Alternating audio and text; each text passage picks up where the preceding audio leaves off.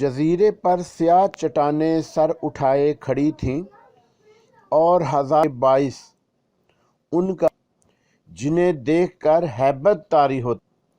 करीब जाने पर उन्हें चट्टानों के अकब में अजीबो गरीब किस्म के दरख्त नजर आए जो उन्होंने अपनी जिंदगी में पहले कभी न देखे थे। वो जल्दी जल्दी कश्ती को चलाते उस जजीरे के साहल की जानब बढ़ते गए। कुछ ही देर में कश्ती ने जजीरे के साहल की ज़मीन को छुआ और किनारे से टकरा कर रुक गई। कश्ती को एक रस्सी की मदद से एक बड़े से पत्थर से मजबूती से बांधकर मुलाजमों की मदद से खजाने की पेटियों को साहल पर उतारा गया। खुराक के बचे हुए डब्बों को भी एक तरफ रख दिया गया। सबसे पहले उन्होंने डब्बों से खुराक निकाली और पेट भर कर खाया और पानी पीकर कुछ देर आराम किया। अब सूरज निकल आया था और जजीरे की रेत पर धूप में लेटना बहुत अच्छा लग रहा था। कुछ देर तक आराम करने के बाद अब वो आइंदा पेश आने वाले हालात के बारे में गुफ्तगू करने लगे। साथ ही वो इस पहलू पर भी सोच रहे थे कि इतने बड़े खजाने को अपनी दुनिया में किस तरह ले जा सकेंगे। ये सोचकर सबसे पहले उन्होंने इस खजाने को किसी महफूज जगह छुपाने का फैसला किया और फिर सब फैलकर चट्टानों में नजर आने वाले गारों की तरफ बढ़ गए। गार अंदर से खाली थे और उनमें किसी कदर सीलन सी हो रही थी। गालबन ऐसा समुद्री तूफानों के आने से समुंदर का पानी चट्टानों को रोनता हुआ उन गारों तक पहुंचता होगा जिनकी वजह से ये गारें सीलन ज़दा हो गई थीं और उनकी दीवारों पर सब्ज़ काई जम गई थी। लेकिन उसके बरअक्स गार अंदर से काफ़ी कुशादा और हवादार थे, क्योंकि वहाँ किसी किस्म की घुटन का एहसास तक न होता था। उन्हें यहाँ आकर काफ़ी सुकून महसूस हुआ। उन्होंने एक गार मुंतखब किया और अपना सामान लाकर उसमें एक साफ जगह पर रख दिया। गार के बाहर चमकीली धूप अपने पर फैलाए हुए थी। कुछ देर तक सस्ताने के बाद राशिद अली गार से निकला और बाहर का जायज़ा लेकर दोबारा अंदर दाखिल हुआ और अपने 3 साथ मुलाजमों को लेकर दोबारा बाहर निकल आया। जाते जाते वो उन्हें चौकस रहने का कह गया। बीवी को उसने साथ नहीं लिया था। साथ ही वो उसे कह गया था कि उनकी वापसी तक दूसरे मुलाजमों की मदद से आग जलाकर डब्बों का खाना गर्म करके रखे, क्योंकि ठंडा खाना खा खा कर वो तंग आ गए थे। इसीलिए उसने अपने साथ ले जाने से गरेज किया था। जजीरे पर नजर आने वाले दरख्तों के नज़दीक पहुंचकर उन्हें उस पर लगे हुए अजीबो गरीब फल नजर आए, जिनकी शक्ल अमरूद की तरह और रंग सब्ज था, जिनमें हल्की सी पीले रंग की आमेज़िश भी थी। ये एलवा के दरख्त थे, जो कि एक जंगली फल है जिसका जायका कसीला लेकिन मज़ेदार था। उन्होंने डरते डरते एक फल को तोड़कर मुंह में डाला तो उसका जायका इतना बुरा ना था जितना वो सोच रहे थे। ये देखकर उन्होंने बहुत से फल तोड़कर अपनी जेबों में भर लिए और वापस गार की तरफ लौट गए। उन्होंने सोचा था कि जजीरे पर घूम फिर कर देखने के साथ साथ कि कोई जंगली खरगोश वगैरह नज़र आया तो उसे शिकार करके ताज़ा गोश्त हासिल कर सकेंगे, تاکہ بند ڈبوں کا کھانا کھا کھا کر منہ کا ذائقہ تبدیل ہو جائے۔ لیکن اب ان پھلوں کو چکھنے کے بعد انہوں نے سوچا کہ اس میں اپنے دیگر ساتھیوں کو بھی شامل کرنا چاہیے۔ یہ سوچ کر انہوں نے جزیرے پر گھومنے کا پروگرام ملتوی کر کے واپس غار میں جانے کی ٹھان لی۔ خزانہ انہوں نے غار میں بنے ہوئے ایک کمرہ نما جگہ میں چھپا دیا تھا۔ اگر وہ زندہ بچ نکلنے میں کامیاب ہو گئے تو اس خزانے کو اپنے ساتھ لے جائیں گے، ورنہ اگر کبھی کوئی بھولے بسرے اس جزیرے پر آ ٹپکا تو شاید قسمت کی دیوی اس پر مہربان ہو جائے اور وہ یہ خزانہ حاصل کر لے۔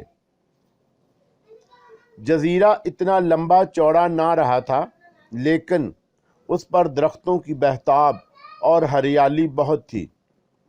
کسی قسم کا موذی جانور بھی ابھی تک نظر نہ آیا تھا، یا شاید وہ پورا جزیرہ ہی نہ دیکھ پائے تھے اور نہ ہی تمام غاروں میں جھانک سکتے تھے۔ جزیرے پر رہتے ہوئے انہیں 10-12 دن گزر گئے۔ اس دوران 2 مرتبہ سمندری طوفان بھی آئے، لیکن غاروں کی وجہ سے انہیں کسی قسم کی پریشانی کا سامنا نہ کرنا پڑا۔ اس دوران وہ پہروں ایک اونچی چٹان پر بیٹھ کر دور سمندر میں دیکھا کرتے تھے کہ شاید بھولے بھٹکے سے کوئی بحری جہاز اس طرف آ نکلے تو وہ اسے اپنی مدد کے لیے بلا سکیں اور ساتھ ہی خزانہ بھی اپنے ساتھ لے جا سکیں۔ مگر ہر روز گھنٹوں بیٹھنے رہنے کے باوجود انہیں اب تک کوئی جہاز نظر نہیں آیا۔ دوسری صبح سورج ان کے لیے خوشی کی نوید لے کر آیا، کیونکہ جیسے ہی راشد علی غار سے نکلا تو دور سمندر میں ایک جہاز نظر آیا جس کی چمنی سے نکلتے ہوئے دھوئیں کو وہ دور دور سے دیکھ رہا تھا۔ اس نے جلدی سے ایک بلند چٹان پر چڑھ کر اپنی قمیض اتاری اور زور زور سے اسے فضا میں ہلانے لگا، اور شاید جہاز کے عرصے پر کوئی دوربین سے جزیرے کی طرف ہی دیکھ رہا تھا۔ جہاز نے اپنا رخ جزیرے کی طرف موڑ لیا۔ یہ اس کی خوش قسمتی تھی کہ وہ عین وقت پر غار سے نکلا۔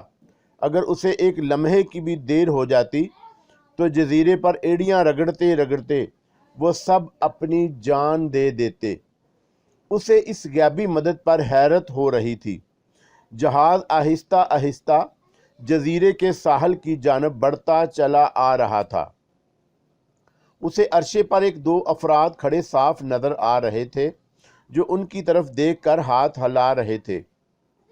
اس نے زور سے آواز سے اپنے دیگر ساتھیوں کو پکارا اور جزیرے پر سناٹا ہونے کی وجہ سے ان کی آوازوں اس کے ساتھیوں کے کانوں تک بآسانی پہنچ گئی۔ وہ سب لپک کر غار سے باہر نکل آئے اور یہ دیکھ کر ان کی خوشی سے باچھیں کھل گئیں کہ ایک درمیانے سائز کا بحری جہاز ان کے سامنے تھا۔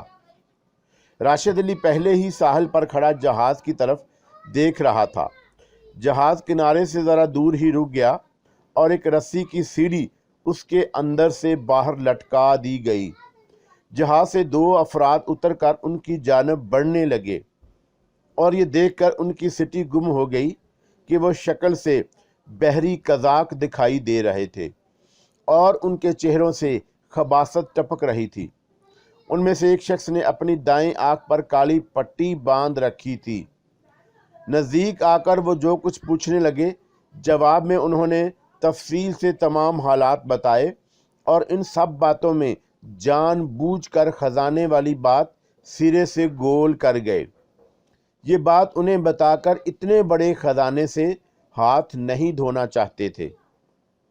انہوں نے سوچا کہ اگر وہ زندہ بچ گئے تو کسی طرح دوبارہ واپس آ کر خزانہ نکال کر اپنی دنیا میں لے جائیں گے، لیکن ان بحری قزاقوں کو بتانے کا تو سوال ہی پیدا نہیں ہوتا تھا۔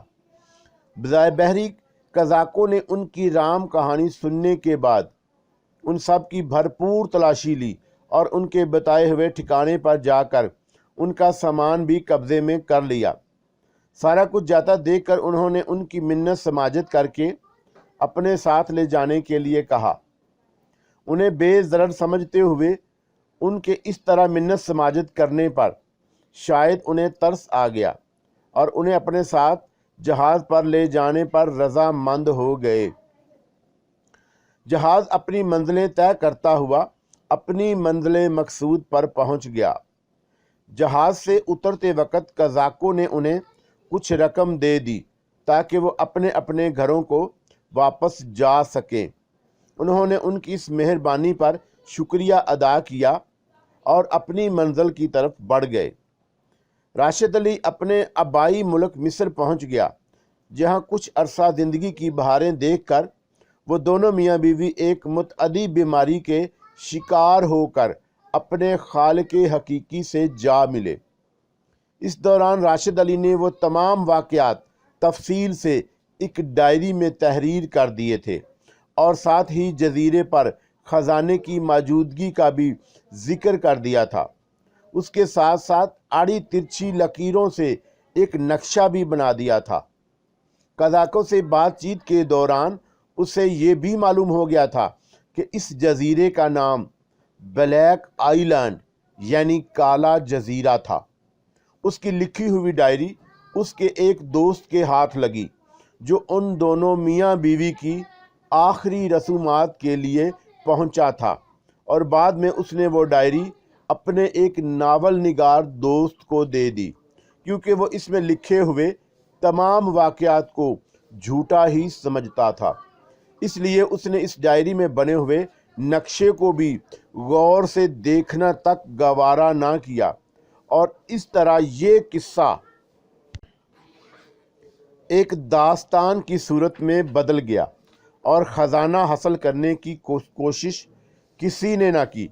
मगर आज इस ख़जाने को यहाँ देखकर मुझे नावल में लिखी हुई तहरीर याद आ गई।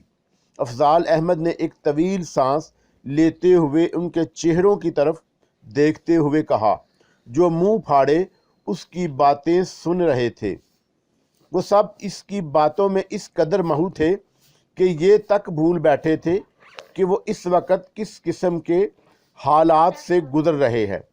बातों के दौरान उन्हें वक्त गुजरने का एहसास ही ना हुआ, और ये भी खैरियत रही कि अभी तक शायद वैश्यों को इन पहाड़ियों तक पहुंचने का ख्याल तक ना आया, और ना अब तक वो इन तक पहुंचकर उन्हें पकड़ चुके होते। गार में तारीकी फैलने लगी थी और उन्हें भूख भी सता रही थी। तैमूर और शान ने बाहर झांका तो दूर दूर तक अंधेरा फैला हुआ था, और आंखें फाड़ फाड़ कर देखने पर भी कोई जानवर या परिंद नजर नहीं आया। ये देखकर उन्होंने गार से बाहर निकलकर खाने के लिए कोई झाड़ी और जंगली फल वगैरह या कोई जंगली खरगोश की तलाश शुरू कर दी, लेकिन उन्हें मायूसी हुई, क्योंकि रात का अंधेरा फैलने से ऐसा नामुमकिन था। वो अभी वापसी का सोच ही रहे थे कि एक जानब चंद कदम दूर उन्हें 3-4 झाड़ियां नजर आईं, जिन पर कुछ लगा हुआ था।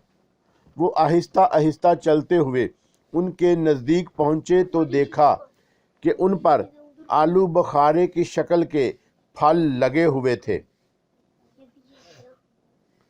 जिनका रंग गहरा जर्द था और उन पर स्याह धारियां बनी हुई थी। ना जाने किस किस्म के फल थे। हम सोच में पड़ गए, क्योंकि अजीबोगरीब फल खाने के लिए उनका दिल नहीं मान रहा था। अगर वो जहरीले फल हुए तो, ये सोचकर वो लर्ज कर रह गए, लेकिन भूख भी सता रही थी। उन्होंने एक दूसरे की तरफ देखा और फिर आंखों ही आंखों में एक फैसला करते हुए तैमूर ने एक फल तोड़ा और अपने दांतों से उसका थोड़ा सा काटा। फिर फल का छिलका मोटा और रसीला था।